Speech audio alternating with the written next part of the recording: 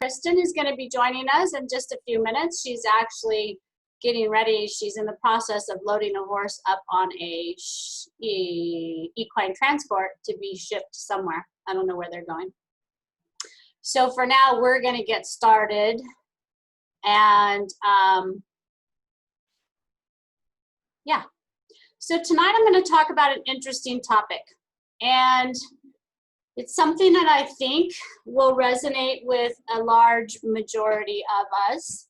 And it's something that directly has to do with our horses, even though we may not think about it that way. And in order for me to have this conversation with you guys, hey, Kristen, did the horse, oh, she's getting her audio up and running. Hi there. Can you hear me? Hi, Cindy. Hi there. Did the horse get on and off on its way? Hi, everybody. Yeah, horse is on her way. Horse had started hailing on us as we loaded her into the trailer. That was nice. Of course, it's the season. We've had thunders, lightning, rain, storm, hail every day every afternoon for about 5 or 6 days now. So yeah. Just sharing with everybody, Kristen, is that tonight's topic is going to be an interesting topic. It's going to be something that may seem to many not to be related with horses, but I'm hopefully going to weave it into how it does affect our horses.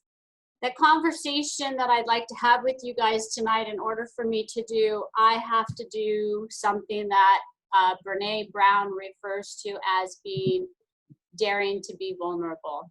Brene Brown is an amazing motivational speaker, and she teaches other people to be motivational speakers and also teaches other people how to be authentic and real. And so my first disclaimer is this is hard for me. And I'm daring to be vulnerable because I think that it's something that we're all going through during this crazy, crazy COVID time, when the world economic system seems to be in turmoil, when humanity seems to be experiencing more division than unity, and where we as individuals may feel like we don't have a choice. We don't have any control. It affects Kristen and I, not only in our personal lives, and I'm going to speak for both of us, Kristen, for a minute, and if I'm wrong, you'll let me know. But it affects us not only in our own personal lives, who I am as Cindy Hartzell and who Kristen is as Kristen Smith, but it also affects us as family members and our loved ones and where they are. Kristen's grandfather has been in a extended living facility, and for months they didn't get to see him when they saw him every Monday. Mm-hmm. We have kids. My daughter is an ER nurse in Santa Barbara. Kristen has a 2-year-old child. What is this world going to be like for her as she grows up? She's ready to go to preschool, and Kristen's experiencing a fear that many of us mothers have never, ever dreamed of. Chickenpox, yeah. Flu, cold, yeah. Coronavirus, no. No, no, no, no. So then Kristen and I are teachers and trainers. And so we teach and train with some of the most sentient beings in the entire world. They're energy beings. They feel these storms coming in hours before we feel them. They feel a fly on the middle of their back. They feel energy. We have to try and keep our emotions in check so that we can show up for them and show them that we are their leaders. And we can't fake it. If we try to fake, I'm fine, I got this, you can trust me, they're like, yeah, bull. You need to get out of my pen right now because you are lying to yourself, not me, just to yourself. So we have to be there for our horses and the horses that are entrusted in our care. We have clients who are scared to death. They're not working. Their family members are old and have flus and colds and upper respiratories. We don't know. They don't know if they're going to have a job tomorrow, if their kids are going to be able to go to school. We're living in a world of fear right now. And so Kristen and I have taken on the role as teachers and mentors. And how do we stay in check so that we can help our clients? I dealt with clients today who are in full-blown fear, but they're hiding it. They're faking it. They're trying to put a smile on their face and be brave. And they get on those horses, or they pick that halter up, that lead row up, and they're tense and they're tight. And their horses are reacting to that as a mirror. And then they blame their horses. And I have to first breathe and be grounded in my body before I can extend my heart to them and say, just breathe. Just breathe. The being standing in front of you has no idea what COVID is, what money is, what fear of where the next meal is going to come from. They don't know. They live in the present moment. All they know is that that person that's usually happy-go-lucky is showing up and smiling, but yet everything in their body is scared to death and wants to run or wants to grip on tight, because we're predators. And so when we're scared, we grip. When they're scared, they run. And we're trying to partner up with them because we're looking for some stability in our lives. We're looking for something, a moment in time where we can feel safe. And we look to them for that safety. So how do we do it? What do we do? I'm a motivational coach, as well as a horseman, and as well as a trainer. I'm a mom, I'm a wife, I'm a sister, I'm a daughter, I'm all those labels. So how do I do it? I've been struggling this last week on how do I show up and do this when I don't know what to tell my clients. I don't know how to give them a great big hug and say everything's going to be okay, because I don't know that. So how do I help? You can't hug them either. No, we can't hug them because of social distancing. We can tell them to hug their horse. We can tell them to bury their nose into their neck and breathe. So how do we do it? Well, I want to talk about a couple things. The first thing, the two core emotions that drive human beings, and there's these two emotions, and from those emotions finger out all these other emotions. It's kind of like a family tree. And there's love and there's fear. And from love comes joy, happiness, euphoria, excitement, imagination, creativity, enthusiasm. And fear comes anger and frustration and sorrow and depression and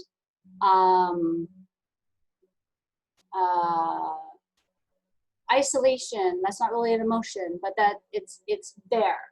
So it is physically impossible for a human being to be feeling fear and love at the same time. We try. We really, really try. It's like being happy and sad at the same time. We can oscillate into one and out and into the other like a zigzag, like a serpentine, but it's impossible to occupy both spaces in our human being, in our psyche. Right now, the majority of the time we're in fear, and if you start to feel a little secure in your life, just get on Facebook or turn on the news or talk to your neighbor.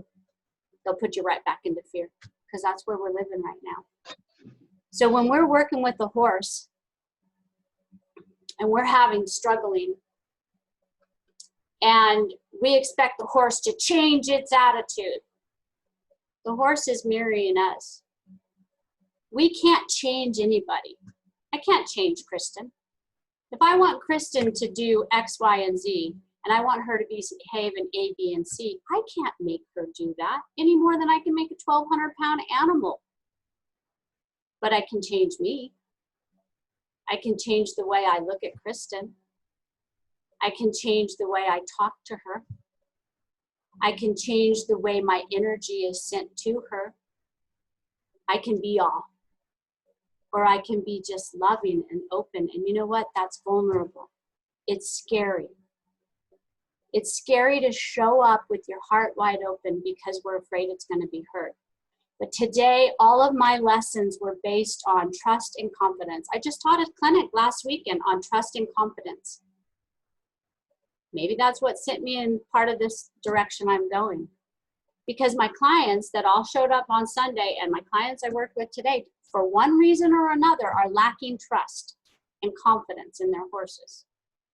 And they want their horses to do this, that, and the other thing. But they never stop to think about, do they trust themselves or do they have confidence? Are they willing to open themselves up and be vulnerable enough to allow their horses to show them they're trustworthy? One of the things too, I feel like has been very hard for people. I think we've been lacking this for long periods of time. You know, we talk about opening, coming with your heart, coming, you know, being open-minded, is having empathy for other people's decisions, right? So often, you know, we come into it, and the same thing can go with our horses, right? And we're saying, well, our way is the right way.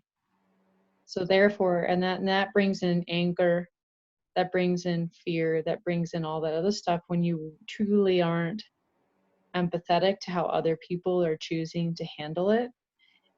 And when you approach something with your heart, I feel like you become more empathetic, right? Because really, truly, you know, I mean, being in the position that I'm in and the position that Cindy's in, we're not a person to judge how somebody is handling this. That would be wrong, right? Because really, the way you choose to handle it, I believe this in anything, whether it be politics, whether it be your health, whether it be where you decide to live. Your experiences as a human being shape your opinion. And therefore, there is no really right or wrong opinion about, I mean, you know, something horrible like animal abuse or, you know, what, that's wrong. Don't get, right. So, you know, I feel like so many of us get judgy out of fear, right? And we just have to remember, whether it's one side of the scale or the other, we don't really have a right to do that.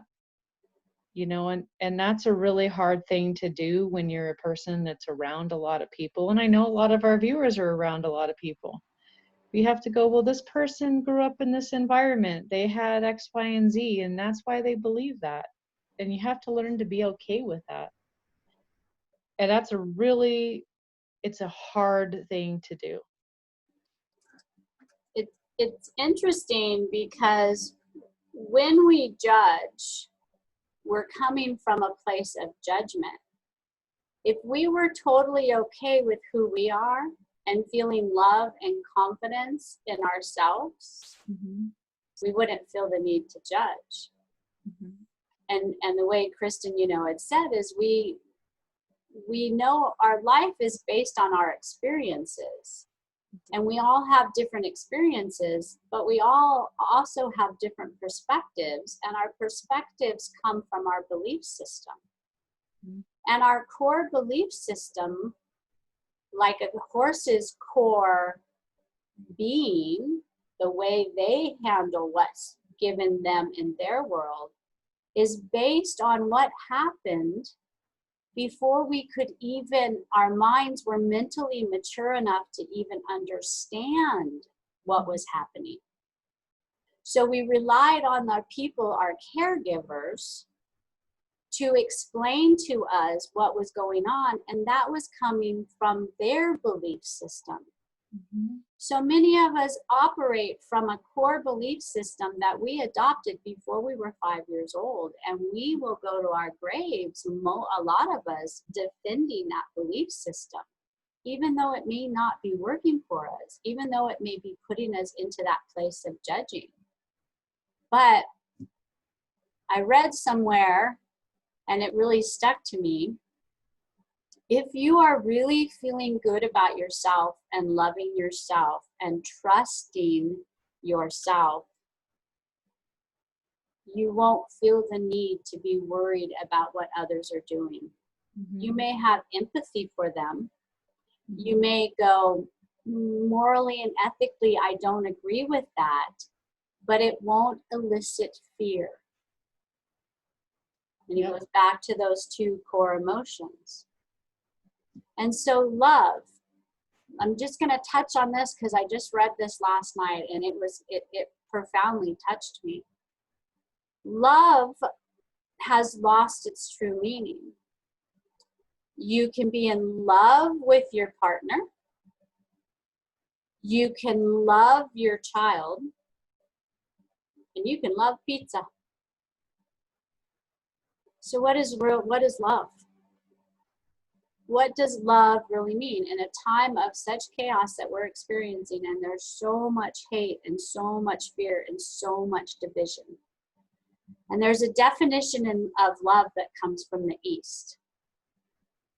And it says that love is a bird, and one wing is wisdom, and one wing is compassion. And if either wing is broken, the bird can't fly. And I was like, wow. So, we have these different parts of us. We have our physical aspect, and we have our mental aspect, our emotional aspect, and then we have that spiritual aspect. And that doesn't mean religious at all. It means inside of us there is a spirit, and it can't be found. The science community cannot find where the mind resides. They can find the brain and the tissue and all of the cells and blood and everything, the nerves and everything, but they can't find the mind. The mind is not something you can hold, like you could hold a brain, you could hold a heart, you could hold any other body part, but the mind is the spirit. And in order for there to be harmony in your outer world and your inner world, you have to have that balanced. So the wing of the wisdom is the intellectual part of us that operates the physical being in the world, that helps us to get our needs met and our joys met. The compassion is the emotional intelligence and that spiritual being that all of us are in the depth of us. So what's broken? And for each and every one of us, it's different. And how can I expect to fix my horse and have my horse extend trust and confidence to me when I'm lacking wisdom or compassion? So part of my horsemanship program is I look at a horse as those four. They're physical beings. They're mental beings, they're emotional beings, and they are spiritual beings so greatly. They feel us. They know, you have that friend or your family member where you can look at them and go, oh, what's wrong? They got a big old smile on their face and you're like, what's wrong? Because you can feel them. So horses are masters at that. So when I'm asking a horse, when a client and a horse to extend trust and confidence to one another, I need to help them to find the balance in their wisdom and the balance in the compassion of both wings so they can take flight. And that means, is the horse physically there? Is he mentally able to think, or is his head way up here where he's reacting? Is my client physically grounded, or are they mentally there thinking, or are they in the present moment, or are they in reactive mode? Because it can't help them find that synergy if that's way out of whack. And are they emotionally balanced? Are they emotionally present? Yes, they're scared to death, but you know what's interesting about horses and emotions, you guys? Let them teach you how to deal with emotions. When your horse is scared, what does he do? Freeze up, check it out, blow or blow out, and start moving forward. Animals, horses, deal with the emotion that arises at the moment, flushes it out of their body, and gets back in the present moment and moves on. We don't do that. So they can teach us if we allow them to teach us. And how do we do it? Where does that spiritual component come in?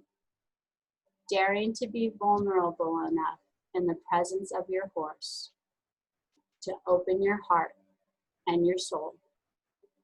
And I dare you to be that way in your whole life. Yes. And it starts somewhere, right? Kristen and I realize it starts somewhere. It goes full circle to where I started this conversation. We wear many hats.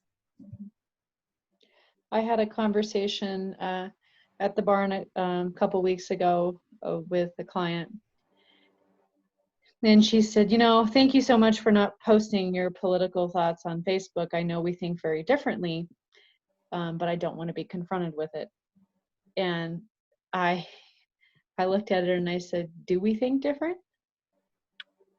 And she got kind of quiet and she's like, well, what do you mean? And I said, well, do you want people to be happy? Do you want animals to be happy? Do you want to love everybody? She said, well, yeah. And I said, I do too. We just might have a different way of trying to get there. And so I challenge you guys to see the commonality in all of it. And recognize that a lot of people might be looking for the same thing, but have a different approach. So key. All of us want to be loved. Mm-hmm. We want to be accepted for who we are. Mm-hmm. And so do the horses. Right. And we want to be able to have the freedom to express ourselves and grow. Now, you know, yes, we can go way off the end and go, well, that person who's protesting and doing a riot and hurting people, they're expressing themselves and that's not right. Now, let's not, we could go off deep end either way. Okay, you guys, we have a choice.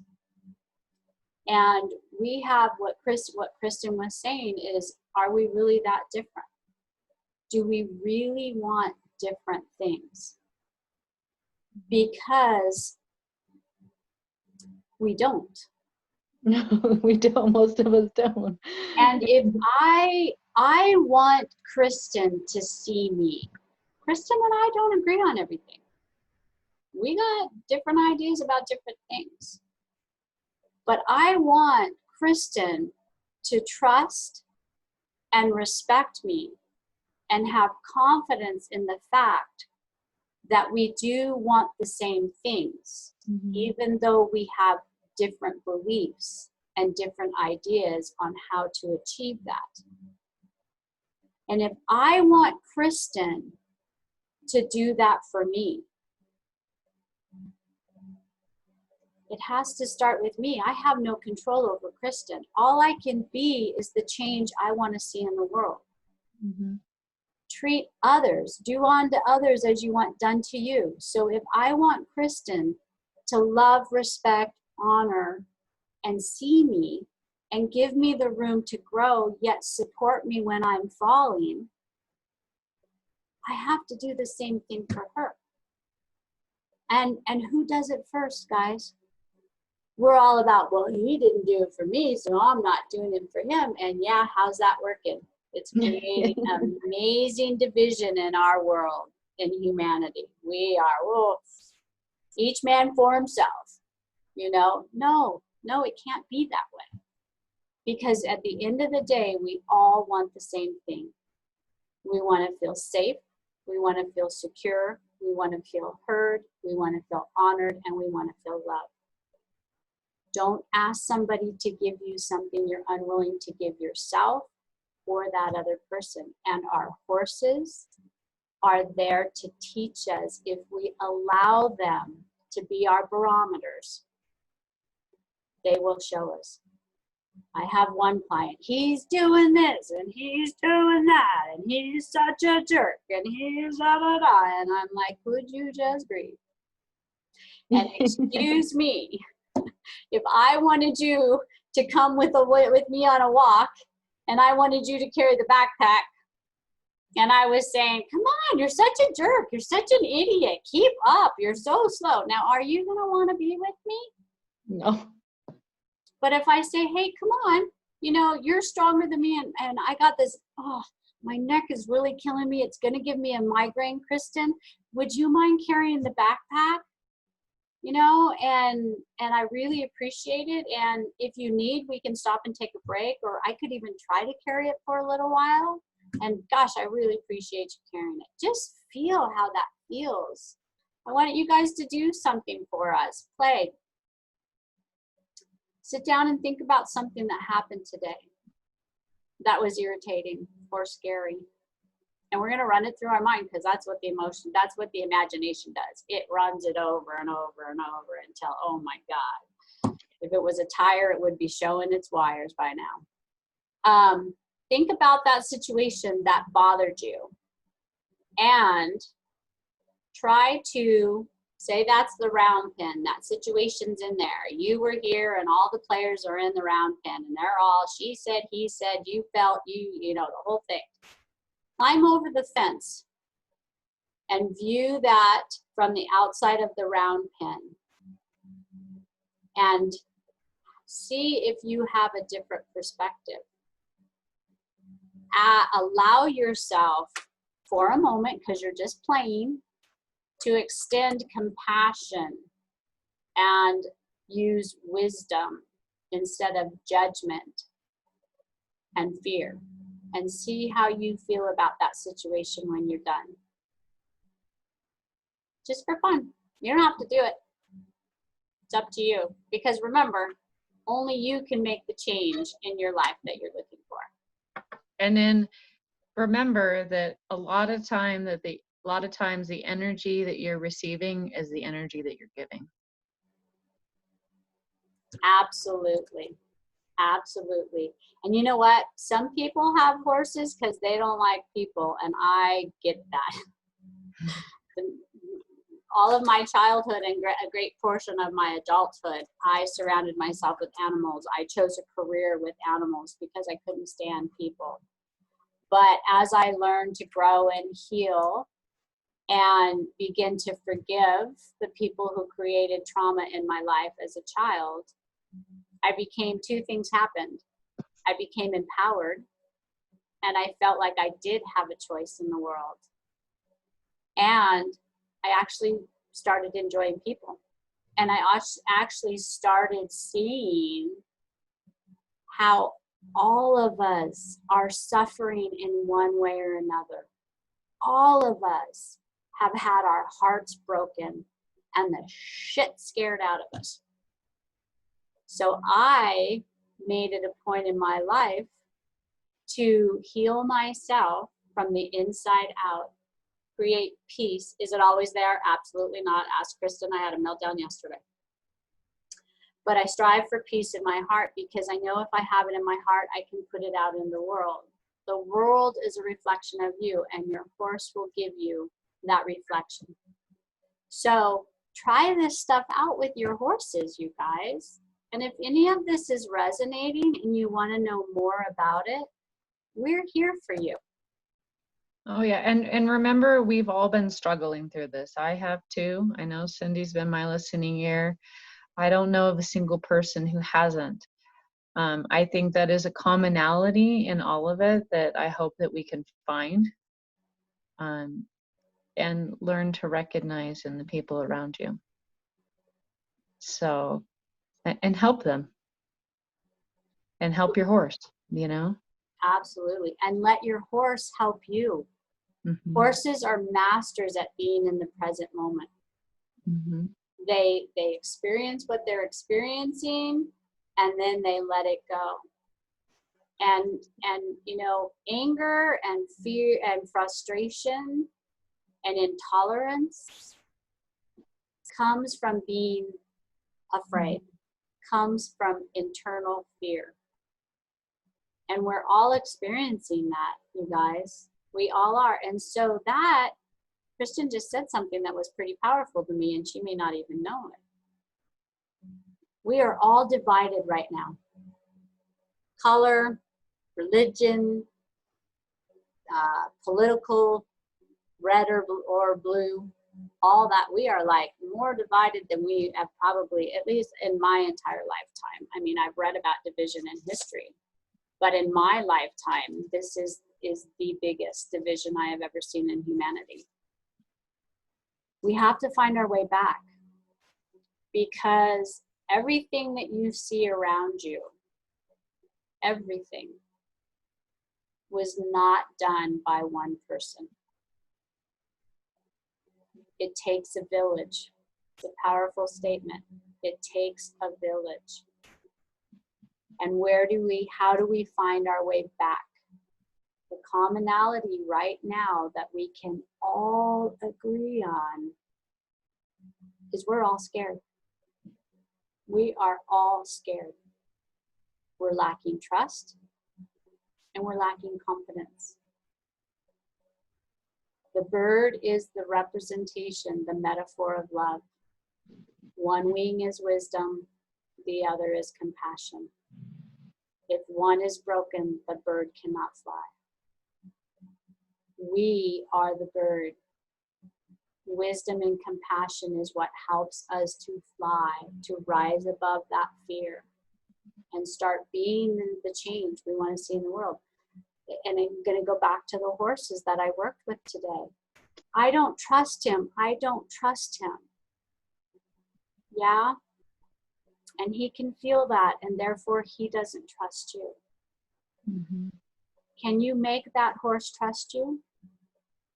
Or can you continue to breathe and allow him to show you how to be in the present moment and keep working on your skills and your tools and your connection, your wisdom and your compassion, and show him you are trustworthy so that he can mirror that back to you? Because you can't change any other being. And that's what we're trying to do right now in the world. We're trying to change everybody to believe the way we want to believe. No, we have to get back to, wow, it's been a long time, I think, since we've had acceptance, really, you know. Beautiful word. Yeah, it's been a long time, and we have nobody to look at but ourselves. And again, it starts with ourselves. Accept who you are right here, right now. Accept the mistakes you've made and the things you didn't do. Accept what you've done back there and then leave it back there and choose from right here in the present moment. How are you going to move forward? The definition of insanity is to keep on doing the same thing expecting a different result. Humanity is insane right now. So pretty heady. Yep. It's important because in order for us to be the leaders of these amazing sentient beings, we got to own our shit. Yeah, we do. We got to dare to be vulnerable and go, here I am. We label it good, bad, and the ugly, but what if it's just what it is? The horse doesn't look at you and go, ho, ho, ho, ho, ho, you are ugly today. Woo! My God, look at you. You didn't sleep well, did you? And, oh, are you gaining some weight? They don't do that. They look at you and go, hey, oh, what's wrong? You don't feel right today. So what if who we are is just who we are? And we're a flower, or we're a orchard, and those things about ourselves we don't like are actually weeds. Stop focusing out there on who needs to change to make you feel better. Sit down and go, well, this is bothering me. Maybe I could pluck that weed. And this isn't bothering me. I'm going to pluck that weed. And oh, you know, I'd really like to take some walks outside, like even just 5 minutes, 3 times a day. I'm going to plant that seed over here and I'm going to nurture that. Start here, guys. That's where I'm going. That's where I try to be. So I agree. Some days I'm better at it than others. yeah. And you know, my horse has bucked me off plenty. And I have had plenty of horses hurt me. So I know about trust and confidence. But I can't look at him and go, trust me. I want to trust you to never do that again. I have to trust me to know how to be better and want to be better and how to connect and be more present so I don't miss the signs that he's showing me. So Kristen and I, believe you me, we know fear. We know doubt. We know lack of trust and having our confidence shattered. But we also know how valuable it is to be vulnerable enough to show up to that me 1,200-pound horse, her 1,700-pound horse, and say, today I feel anew. How are you? And also remember, if there are days where you just can't handle it, don't do it. There's nothing wrong with that too. There's a lot to be said about undemanding time. When was the last time you went and saw your horse and just sat out in a field and watched him graze while you read a book? Remember, guys, we're human beings, not human doings. And our horses can teach us how to enjoy the present moment without having to do anything. So if you don't feel like getting on your horse that day, go for a walk. Try to see the world through their eyes. I teach my clients this, and I'm having a lot of fun with it because I'm working on what Kristen and I work on what we teach. Yeah. Because you can't teach what you don't know, right? And with horses, it's like martial arts. You know it, then you begin the journey on getting to know it better and deeper. So, oh my God, I just lost my profound thought. Oh, geez. It was good, too. Oh, I know what it is. Got it back. Horses see the world binocularly, right? So they see 2 different worlds. That's why when you go out on the trail, there's that white pooped garbage can with the flying bag on it that the horse goes, wah! And then you get him past it, and then you come back on the way back from the trail ride, and you forgot all about the poop bag. You see the poop bag. It's now on your right side, and the horse goes, wah! And you're like, you stupid horse, that was there on the way out. Well, yeah, it was in the left world, but not in the right world. So I am working on seeing peripherally because I can't see binocular. But I can sure look at Kristen and see the 2 corners of my bedroom and see my horse pasture and my driveway. So take a walk with your horse, you guys, and try to see the world around you as they do. If you don't have the confidence to get on and do what it is you're working through. It's a lot of fun. I like that idea. Yeah, it's very cool. Because you know when we ride our horses, we look at them. We're looking down at them. And your instructor's like, look up, look up. Well, I've learned, because I'm trying to start living like, seeing my world through the eyes of a horse or through a horse's world. And so I can't go binocular, but I can go peripheral. Well, you know what? I'm looking at Kristen and I can see my hole punch. I can see my blue Post-it notes. I can see my notebook. I can see my light. I can see my water. And I've never taken my eyes off of Kristen. So Kristen, look at me. Don't look away. I can see you. Look at me and tell me what you see around you. Yeah, my printer and my windowsill, and my book over here to the right, my calendar. What's below you without looking? My desk. Okay, so you can see your horse when you're looking through his ears at the mark you're riding to, right?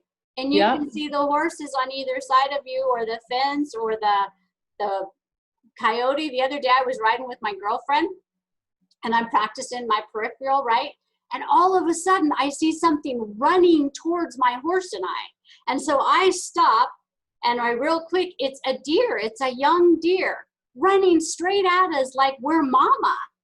And I'm like, it's going to stop. It's going to stop. And I realize it's not stopping. So I make sure I turn RC so he gets at least one eye on it. And he's like, whoa, what's that? And I'm like, it's a cow, buddy. And we followed it because the deer got so close to us and went, ah. And so it turned and started running. So I turned my horse like, it's a cow, go get him. Because horses like to go get things, right?